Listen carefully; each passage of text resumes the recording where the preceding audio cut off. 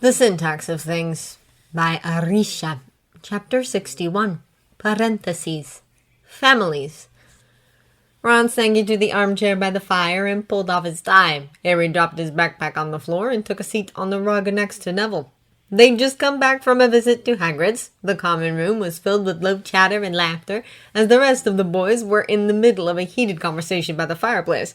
It had been quite some time since Harry had joined them for their casual chats, and now he found himself eager to participate again. The day had been surprisingly hot, and running back from Hagrid's hut had left him breathless and sweating. "What's up?" he asked as he pushed his fringe away from his eyes and wiped off his sweat. "Dina's a girlfriend," Neville announced. "Dean always has a girlfriend," Harry said. "So?" "She's not my girlfriend, Neville." Dean rolled his eyes. "You weren't listening." "They had sex," Seamus explained. Dean nodded. "Yup, it happened." Neville looked at Harry apologetically, a blush covering his cheeks. Ron slid from his chair and sat down too. "You had sex? In here? With whom?" "Not here. A few weeks ago. I was telling Seamus, but then Neville heard us and he wanted to hear the story too." "Well, go on then," Ron said as he pulled a pillow to his lap. "Again?" Dean pretended to be bothered, but the smile on his face betrayed just how willing he was to share the details. "Alright, so, she was working at this pub in Bayswater, and my brother took me there, to spend some time together and such. The barwoman fell in love with me." Right. Harry didn't know whether he should trust that Dean wasn't making it up. He dared a meaningful glance at Ron, who gave him a half-hearted shrug. "How did you know?" Neville asked. "Well, that she fell in love. Well, it was obvious, really. And she also told me herself, anyway." "What'd she say?" asked Ron. "Was she old?" Neville added. "Late 20s, I think. First she came to me with the usual small talk and such, and then she asked me to give her my phone number. I couldn't risk my mum answering the phone, though, so I told her to meet up with me the next day instead. She agreed. So the next day it happened." Neville gaped. Seamus sniggered. Harry was numbly surprised to realize that he didn't care. He couldn't see himself having sex anytime soon. If ever, straight people had no problem building up their healthy and happy relationships, or even their healthy and happy one-offs. Harry could not recall having ever seen a gay couple in his life. Perhaps for people like him it would always have to be just about isolation. Perhaps it'd be stupid to dream of anything more. Harry listened to the details of how exactly it happened, and how Dean pretended to know how to wear a condom, although in the end he miserably failed in putting it on by himself. The more Dean talked, the more Harry was becoming convinced that the entire story was made up. He thought of saying something when Dean was interrupted by Ron. "I almost kissed Hermione this summer," he blurted out, clutching at the pillow on his lap awkwardly. "She was staying over the week before we came back, and one night, well, I was feeling reckless, I suppose. She was helping me clean the kitchen. There was this dreadful stain on the carpet, and yeah, we were both kneeling on the floor. I mean, she was right there. So bloody close. I wanted to do it, but I didn't." He chuckled. "I was terrified she'd have kittens." "You hadn't told me that," muttered Harry, but Ron didn't hear him. "Coward," Seamus said, smiling almost arrogantly. "She'd love it. You don't really think she spends all this time with you because you're beasties, do you?" "I honestly don't know," Ron said. "She's not like that. She could have slapped me. I don't know what got into me." "Sissiness," Dean offered as he punched Ron lightly on the arm. "That's what got into you." Ron shook his head and smiled. "I think I respect her too much to ever do it." Seamus laughed.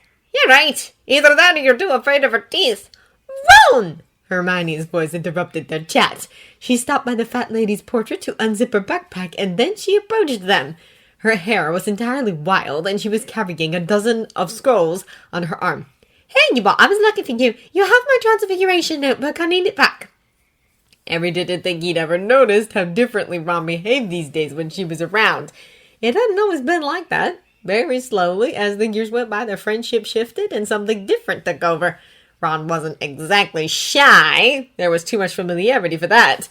But he certainly wasn't as relaxed with her anymore as he was when he was just with the boys.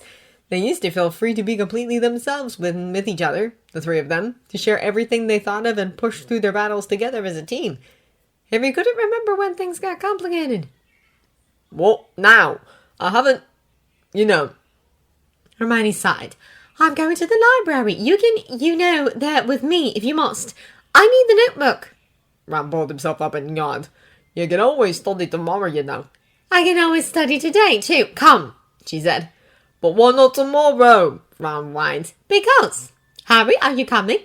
Harry shook his head. If the you-know was Ron plagiarizing Hermione's nose to no end, it'd take all evening. No, it's okay. I'll see you later. See ya. Ron waved a hand absently as he followed Hermione. Of course you gushes, commented Seamus after they were gone. Keep telling myself they'll figure it out, but they never do. Patience, Dean said. He turned to Harry. What about you, Harry? What about me? Dean shrugged his shoulders. Any crutches? Harry felt his smile fade as the group went silent. The silence stretched as the seconds went by, the cheerfulness slowly giving place to tension. For God's sake, Dean! Muttered Seamus under his breath at last, although Harry could hear him perfectly well. He felt stupidly exposed without Ron and Hermione. Seamus glared at Dean as though the question he'd asked was unacceptably foul. Right, sorry, Dean said to Seamus, the smile returning to his lips. No one wants to hear that. Harry is a good person, intervened Neville. The confidence in his voice didn't soothe Harry's burning shame. That, Neville, said Seamus. Harry, no offense. We're cool, right? Harry nodded. Cool. Of course they were. I wouldn't share anything with you even if you wanted me to, Seamus. No offense. You got things to share? Dean exclaimed. What the hell, Harry? Oi! Seamus told Harry, suddenly deadly serious. Listen up. I've been wanting to tell you this for a while, just because you're announced it doesn't mean you can't take it back, he said. We all go through phases, It doesn't mean anything. I really thought I was into punk last year. Got bloody obsessed with this Muggle band, like unbelievably obsessed. Then one day, poof, obsession gone. Trust me, in a few years, no one will even remember you ever said your... It didn't make sense at first, but it was obviously a phase, right? It wasn't the fact that he felt naked, skinned, exposed. It wasn't even that he also felt betrayed somehow. It was something else that made the lump in his throat hurt. What do you mean it made sense?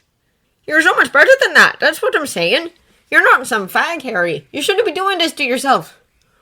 What do you mean it made sense, Seamus? You know what I mean. And yet I don't. Seamus stared, perhaps regretting taking it this far. Go on, Harry said. Say it.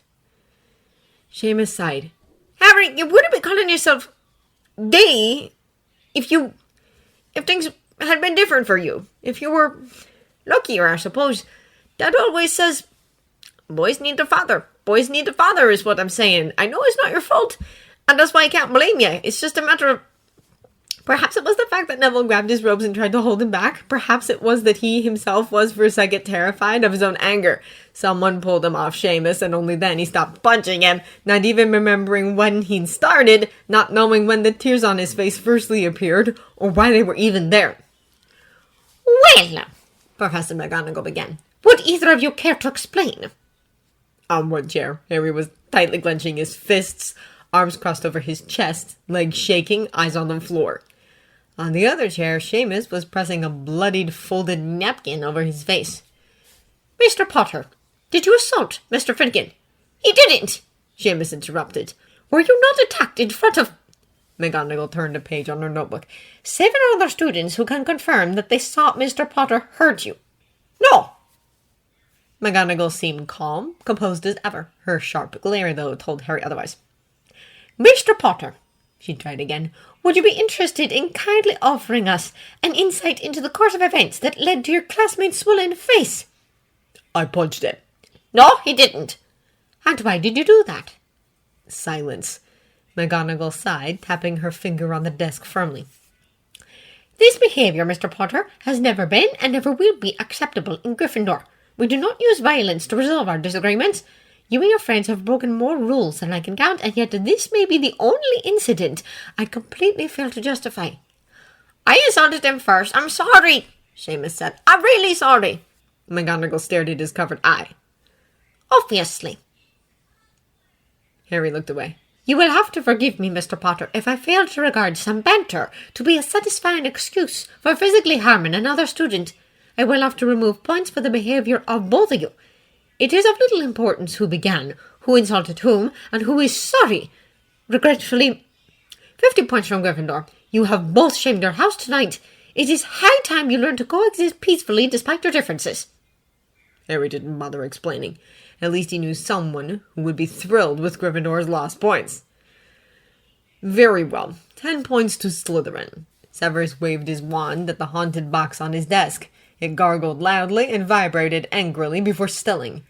Should you ever come across a haunted item, I trust you would know better than touch it with your bare hands before examining it. History has proven the deadly consequences of stupidity many times. The curses that may possess an object vary from slightly uncomfortable to murderous. The dark arts are more often than not unpredictable. Men have trusted them and men have died. At the corner of his vision, a continuous motion of a jolting raised hand was distracting him. Sir! Miss Granger, once again you have failed to notice that you weren't given permission to speak. 5 points from Gryffindor. Sir, I have a question. Is it relevant? Yes, sir. Severus motioned in a go-on fashion and damned his luck for this marvelous life he had been granted with. Sir, on page 35, it is stated that haunted objects differ from possessed ones, not only in strength, also in perception. If an object is possessed by a ghost, or, as the example on page 36 demonstrates, the soul of a dead person, does the object carry a living soul, or is it simply some sort of figment, like it happens with portraits? Severus sneered as Granger looked at him expectantly. He had once promised himself to someday resign. As it was, however, his own personal masochism barely allowed him to have control over such things. Little idiots, all of them! Interrupting his teaching by blurting out sophisticated bullshit he was obviously going to explain in future lessons anyway. Miss Granger, we are on page 31. If you cannot follow the class's flow, I must ask you to leave. Make the mistake to interrupt me again, and I promise you I will request your permanent expulsion. Page 31, all of you. He was much too used to this to be annoyed. Much too used to these kids defying, ignoring, mocking him, thinking they knew better, believing fully that all this was simply a waste of time. And maybe it was. Nevertheless, Severus chose the dignified route of simply continuing his speech. It occurred to him that the blasted boy was not paying attention, and for the millionth time this week he cursed himself for noticing. He reasoned himself by remembering that he'd always kept an eye on Potter. Anyway, this shouldn't be any different. It somehow was. His hate for the boy had increased, he suspected. If Potter thought he could get away by sleeping in his class, he was being terribly mistaken. Then again, Severus was startled at the sudden realization that he did not dare to provoke Potter in front of others. A quarrel with anyone as troubled as Potter was not exactly desirable. The boy's tongue had a dangerous arrogance for one to tease. Not that Severus was afraid of it. He tapped his quill at Potter's desk twice, and Potter looked up startled. Hopefully, Severus's eyes communicated nothing. He already knew that Potter wasn't going to pay attention, but he nevertheless made an effort to behave professionally, and at least prompt him to try. It occurred to him that Potter had yet to shave his face this week. It also occurred to him that this was entirely irrelevant.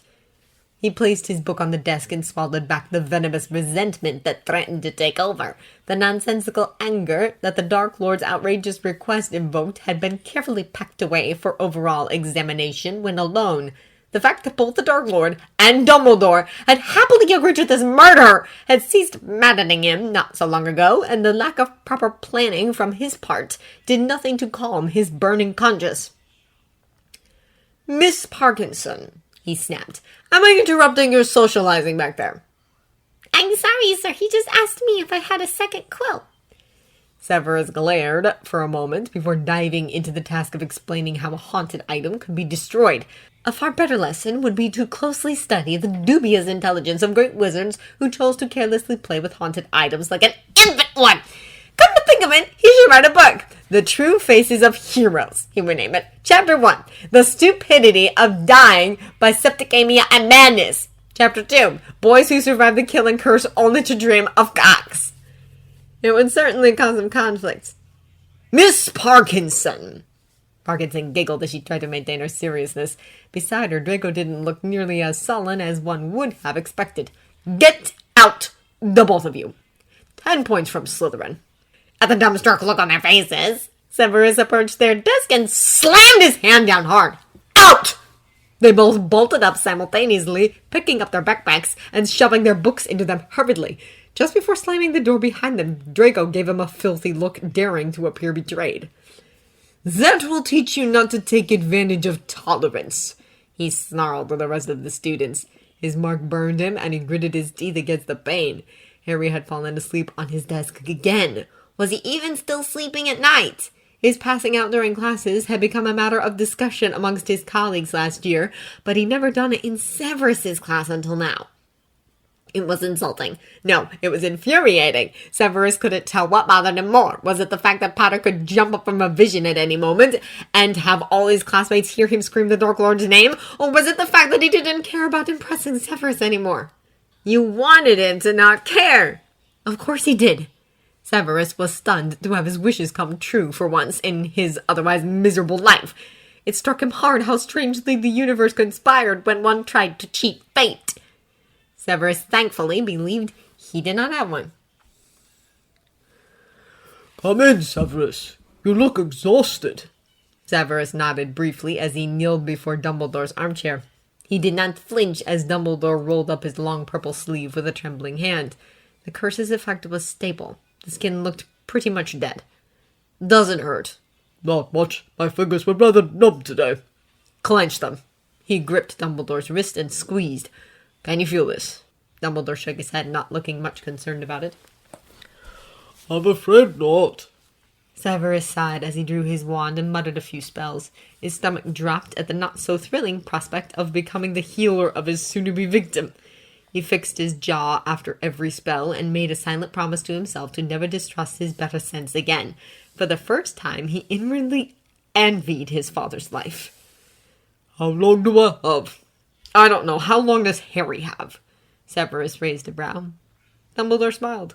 "Longer than I do, certainly."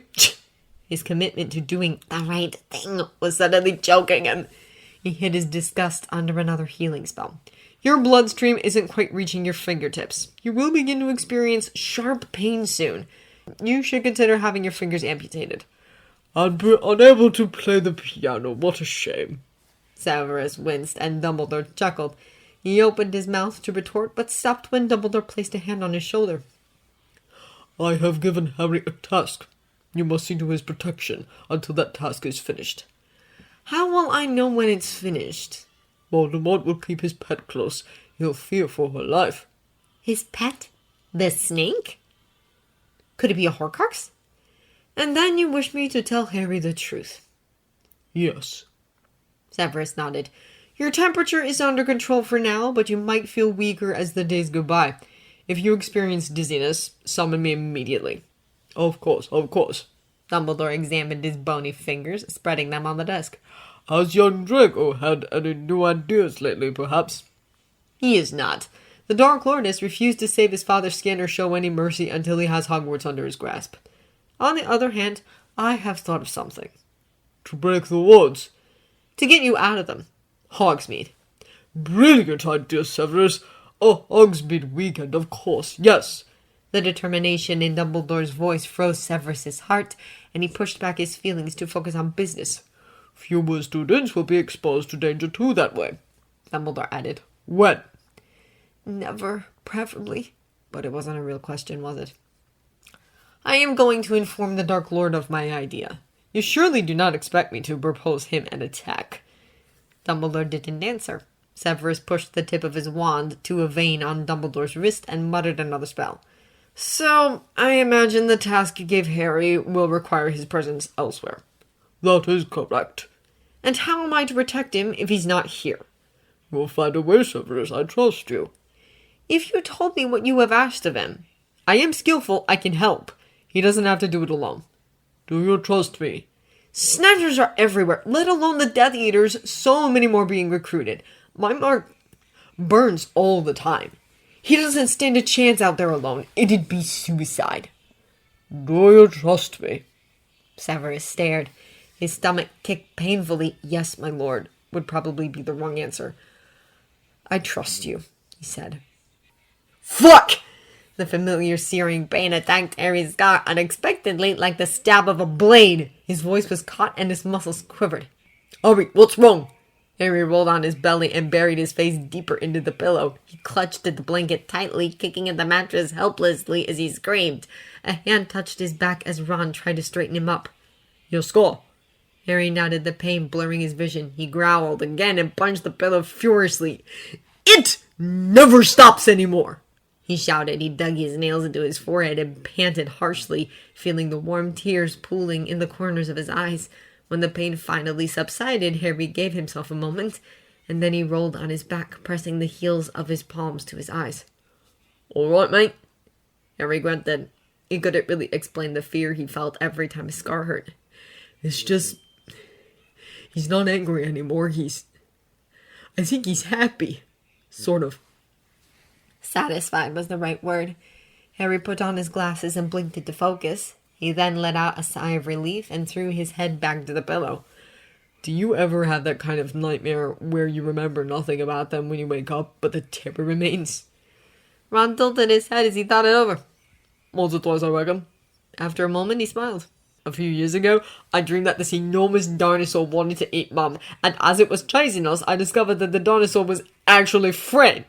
Turns out, he transformed himself into a dinosaur to scare me, and his real intention was to eat me, not Mum. He said, I don't remember the end of the dream, but it scarred me. Harry snorted. I'm sure it did. Ron yawned as he slumped back into his own bed. Are you going to be fine? Yeah, sorry I woke you up. Ron didn't answer, and soon he was snoring. Hours later, Harry was almost asleep again, and reality seemed but an illusion. The pain of Voldemort being somewhere out there killing, plotting, raging, barely reached him. Everybody dies, he thought, and the goal was not to live forever. People were afraid of themselves, of their own reality, the one they had built and inhabited and customized with their personal terrors and wishes. Thinking of something did not make it true. Wishing for something would not make it happen. Harry had learnt that lesson too well over the last year. There would be pain, despair, war, and who knew what else. But Voldemort was not going to win. Harry promised that to himself as he drifted again to sleep.